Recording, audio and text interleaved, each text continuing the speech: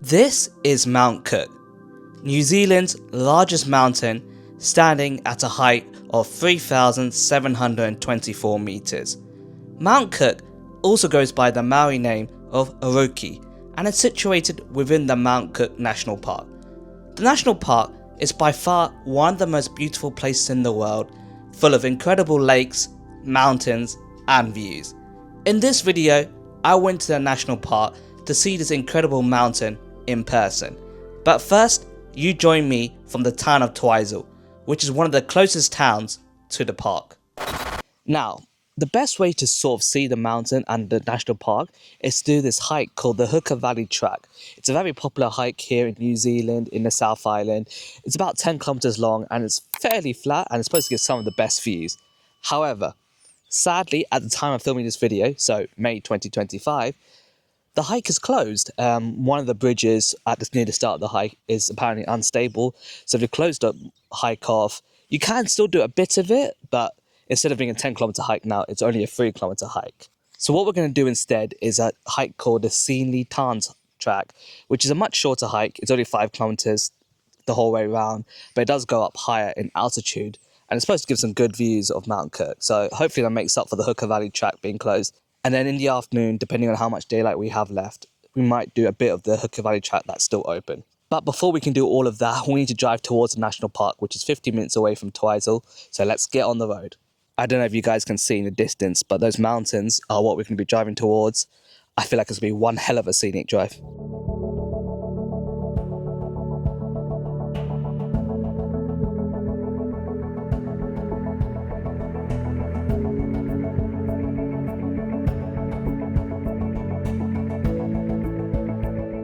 Just arrived at the Mount Cook National Park. This is the place where you park for like the Hooker Valley track and most of the other hikes around this region. The White Horse Hill Campground. As stated in the name, you can camp here, but in order to camp here, you need to pre-book it via the Department of Conservation website. There's a lot of space at the moment, but I guess that's because the Hooker Valley track is closed. But I can imagine in the summer, it'll be a lot more packed. So make sure you book your camping space early if you are planning to camp. So the Saily Tarns is the hike I'm doing today, which is off to the left. The main popular hike, the Hooker Valley hike, goes off just over there. And Mount Cook itself is just behind the hill here. But as you can see, there's a lot of cloud cover at the moment, so you can't see the mountain. But hopefully by the time I get to the top of this hike, some of the clouds would have cleared. So here's the start of the hike. It's a 5-kilometer hike, so very short, but you ascend about 550 meters. Currently, we're at an altitude of 770 meters, and it goes all the way up to about 1,300. And apparently, most of the way up is just steps. And as you can see, we've got some steps here to start off with.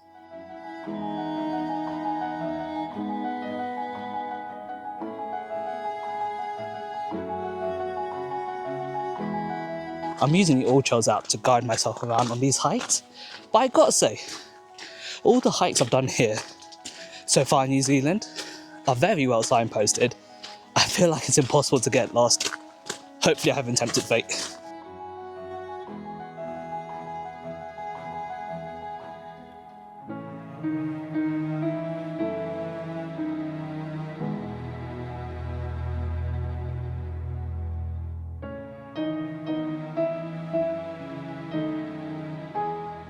So we're into the steep bit of the climb, as you can see by the stairs behind me. I can't lie, I am blowing a little bit. I really need to work on my fitness.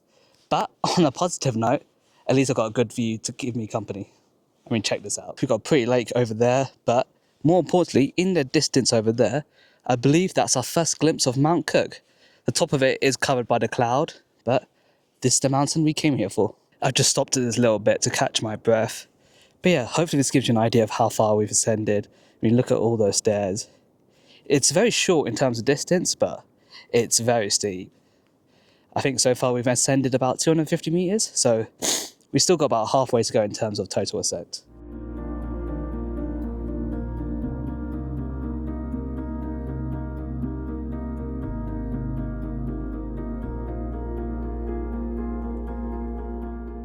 I'm not sure if you can tell, but some of those steps are very, very steep.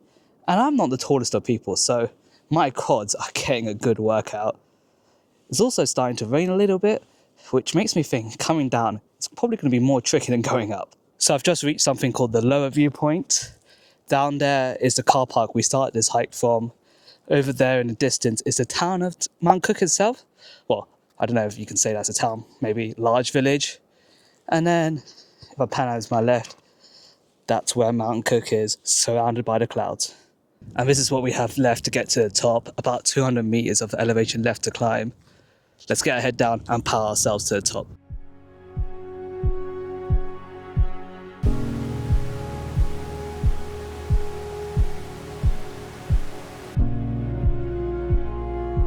We have made it to the top. The last bit of the climb wasn't too steep, so it was fairly enjoyable.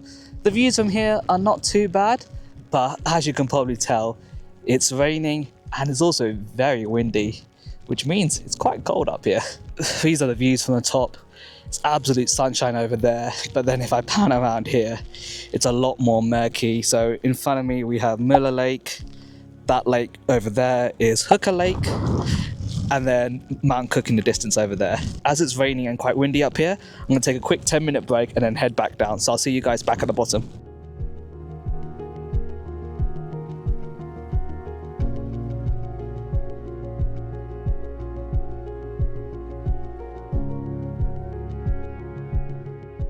Made it back down to the car park. In some ways, coming down was a lot harder than going up. As I mentioned, some of those steps are very, very steep.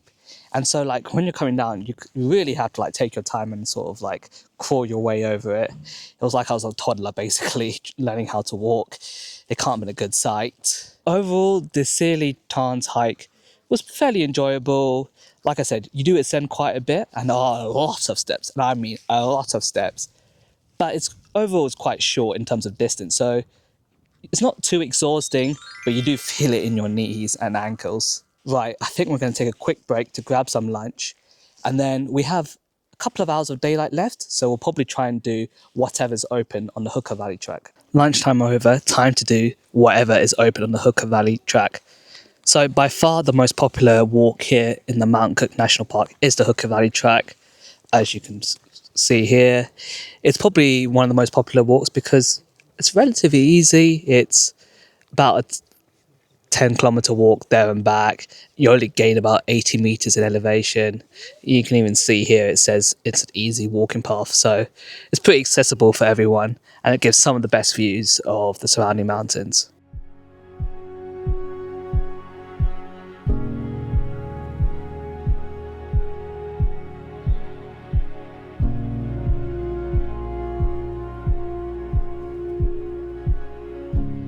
So as I've said, sadly, most of the Hooker Valley track is closed.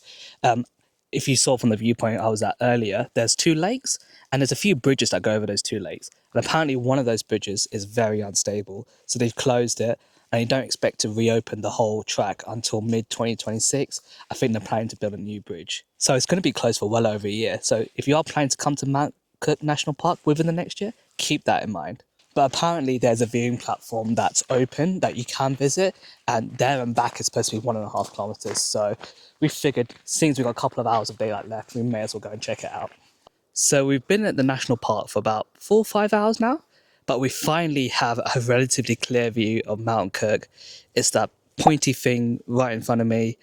I'll show an arrow just in case you guys can't see it.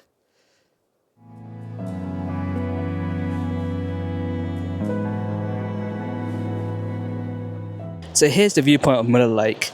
It looks incredible. But another thing I've just noticed is that it seems like the bridge down there is open. I thought it was supposed to be closed. Let's go down and investigate further.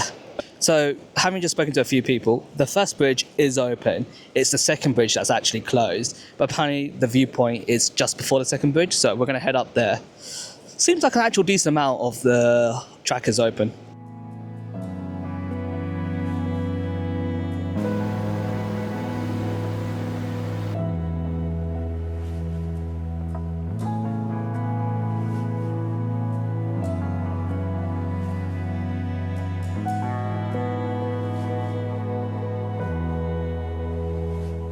And we've just reached a point where the path is sadly closed. It's unfortunate, but what can you do? We've only walked about 1 kilometre, and in total the whole route is about 10 kilometres. So yeah, the majority of the route is closed, but you have to understand that from a safety point of view. Even the first suspension bridge we went over was a bit sketchy, so if those bridges are sketchy, you definitely don't want to be taking the risk. Hopefully the path is open again whenever you guys plan to do the Hooker Valley track. From what I've read online, it seems like a great hike, and I'm sure it'll be worth it. On a positive note, there's a viewpoint open next to where the path is closed, so we'll check that out and then walk back towards the car park. And this is the viewpoint. That's Muller Lake over there. Not a bad way to end our day here in Mount Cook National Park. And there's the path that's closed, and you can sort of see in the distance how far the path goes, and also the next bridge, which is just over there. It's starting to get windy and it's also raining heavily again. I think it's a good time to walk back to the car park.